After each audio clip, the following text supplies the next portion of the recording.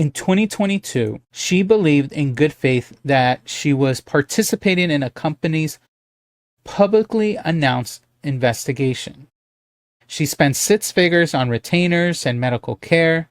She onboarded a legal team. She spent months of time preparing for an investigation that closed without speaking to her. Six figures on preparation for an investigation that never once called her. Welcome to the Tea Drop, where the brew is strong and there is lots to talk about. If you've been following this channel, you already know the stories we've done so far with Janel Grant. And we've tracked all of the stories so far in full. The lawsuit, the affidavit, the arbitration that happened in June. We have laid out every layer as the information comes out. And if you haven't watched it yet, definitely check it out in our channel. You won't be disappointed. And if you're just landing here, like I said, welcome. If you're new to this story, I will ask you to watch the other videos, but let me just give you a brief just to get us through this story. Let's go through the basic. In short version, Janel Grant filed a lawsuit in January 2024 against Vince Kennedy McMahon and former executive John Laurinaitis. She alleged SA misconduct and some trafficking. Now, during her time this was all alleged during her time with the company from 2019 to 2022. But McMahon had denied all of it. And then on June 11th of 2026, after all the arbitration, after all the alleged allegations and lawsuits and so forth, all three parties, Grant, McMahon, and WWE, filed a joint motion to move the case into confidential arbitration, and the judge of that time, Sarah Russell, granted the adjournment. Now, I want to be clear on something. The case is not settled yet. They just agreed to take this private. So as far as we know, as of June 10th, and then on a status report on the process is going to be due on July 10th. So we don't know anything until July 10th. So someone maybe is going to give us an update back then. And it's going to get interesting, because the moment that case went behind closed doors, Janel Grant honestly went on Instagram. Now let's get into this drop, what this means. On July 3rd, 2026, Grant posted a series of slides on her Instagram account. That the first one, it becomes a gut punch. She wrote, and I'm going to quote directly from it, in 2022, she believed in good faith that she was participating in a company's publicly announced investigation. She spent six figures on retainers and medical care. She onboarded a legal team. She spent months of time preparing for an investigation that closed without speaking to her. Six figures on preparation for an investigation that never once called her. Now, let me ask you something. WWE announced in a public board investigation that this is the woman at the center of the allegation. She prepared her legal team for months, and the investigation closed without a single conversation with her. Does this even make sense? Where in the world does this make sense, guys? And before anyone says it in the comments, I'm not picking a side here. I try not to be. I'm reading her documents in public, what she posts on public in her own words. You can go to her freaking Instagram to check it yourself. janelgrant.ct. Now, here's the layer underneath all of this. Why did she only find out what actually happened in the investigation in 2026 when it comes to all this? The answer is in the next slide, and it is one of the most probably disturbing things we probably will cover. But right now, I want to hear from you. Did you know WWE's investigation never once contacted the woman at the center of it? Let me know in the comments. But we'll continue with this. Grant says she was going through public documents from the now settled WWE shareholder lawsuit, a separate case from her own, and she discovered something she had no idea about. Here's her direct statement. Without my knowledge and without my consent, explicitly graphic evidence was produced to a special committee as part of this investigation. And she posts also that the photos and so forth, these photos and exchanges describe in plurals depicts me in some vulnerable and compromising ways. She lists the actual description from the documents. I mean, we can read through it. They're talking about trafficking, so forth. They're talking about, did the text message show Mr. McMahon to Brock Lesnar? Like, they're redacted statements here. Once I heard, I don't think Vince was staying home on. So they're talking about stuff on graphic nature. Anyway, They're talking about graphic language, graphic scenes, photos, something that looks more like, say, trafficking, nefarious. And then she writes this about these readouts. And I quote, "Without my knowledge and without my consent, this evidence was produced, viewed, distilled into graphic summaries and read out to the then current members of the board of directors, including some positions of upper management and future board members. I didn't know any of this until now. Nobody told me, nobody told my attorney, despite the active communication between attorneys." Now, the deposition, when it comes to her, tells us how this allegedly played out. In the post-wrestling reports, which is right here, they report that the former WWE board member Jeffrey Speed testified about learning late in the investigation of text messages sent by Vince McMahon to two individuals.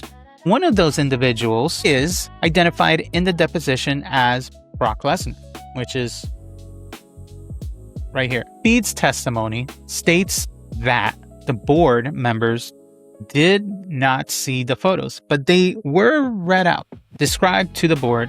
And I want to stop there and try to be precise. Brock Lesnar has not been accused of wrongdoing in Grant's July 3rd post. His name just surfaces in the deposition material as someone to whom McMahon allegedly sent texts. That is the documented context, nothing more at this stage. So don't go crazy over there in the internet.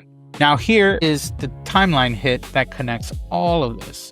This comes directly from the plaintiff's pretrial brief shareholders suit. On July 22nd of 2022, McMahon's counsel produced documents to the special committee, which flagged a single graphic text message that McMahon separately produced himself. McMahon retired from all the roles at the company the same day. Anyway, the graphic documents is produced to the committee, though, and he is gone by the end of the day. Same day. Let's rewind back to June 10th of this year. 3 weeks before these July posts came about from her, starting with this one and so forth, from all these posts. Because Grant also publicly addressed something she has never spoken about before, the 3 anonymous emails that started all of this. 3 emails sent to WWE board members in the spring of 2022. They alleged McMahon's conduct and they described an individual that turned out to be Grant. And that was from a email account with the handle Drozen77. And they made specific claims about her background. Grant disputed every single claim. And her words are that what never happened, no living on the streets, no addictions, no perks, no rehab. The email claimed the sender and Grant has been homeless on perks and got cleaned up together. Grant also says no one who knew her before 2019 could have written that. And she raised a more disturbing concern about one of the emails, which appeared to reference photos of her on McMahon's phone. And she wrote, "I'm pretty sick over whether this is implying a revenge porn situation. I'm sick over whether this is implying I was being filmed and didn't know it. I'm sick over whatever it is that I don't know." She is not filing new legal papers here anymore. She is just using the one public platform she has left at this point, which is Instagram, to document what she knows. And at the same time, though, she is asking questions to the IWC should be sitting with too. Now, when it comes to the arbitration situation and how it's going to block this whole story, here's where the reality of this sits. The federal lawsuit has moved behind a confidential arbitration wall. That's been since June 10th or June 11th, depending. That means no public court filings no more for this case, no open depositions entering the record, no court press releases. What that also means is that these Instagram posts that Janel Grant posted, Grant's own documented words, may be one of the only public windows into this case going forward. WWE is unlikely to publicly respond to each of these posts. That is the nature of confidential proceedings. A status report, though, is due on July 10th, and that after that, the official record goes quiet, though. Grant knows this, which is why she is talking now. She ended her statement with this, though. "I don't want anything remotely like this to happen to anyone else. To see this give us the ability to clear it, heal from it, address the systems and cultures that enabled it and create holistic solutions to better support and protect the rights of people. Safety matters, guys. Dignity matters. How we treat each other matters. Now, when it comes to all this, I can conclude for now with this. A woman spent 6 figures and months of her life preparing for an investigation that never called her. Graphic materials involving her was seen, summarized, and read aloud to a boardroom without her knowledge, without her attorney being notified. She found out through a separate lawsuit in 2026, and now with the case going private, she's going to use Instagram as her courtroom. I do not know what honestly the arbitration finds going forward. Nobody does yet. But what she has placed on public record is in the last 3 weeks is going to be the receipts we have for now. Now, to be clear, McMahon has denied all allegations. This case is still ongoing. Nothing discussed today has been tested in a court of law. Everything covered here is Grant's public account.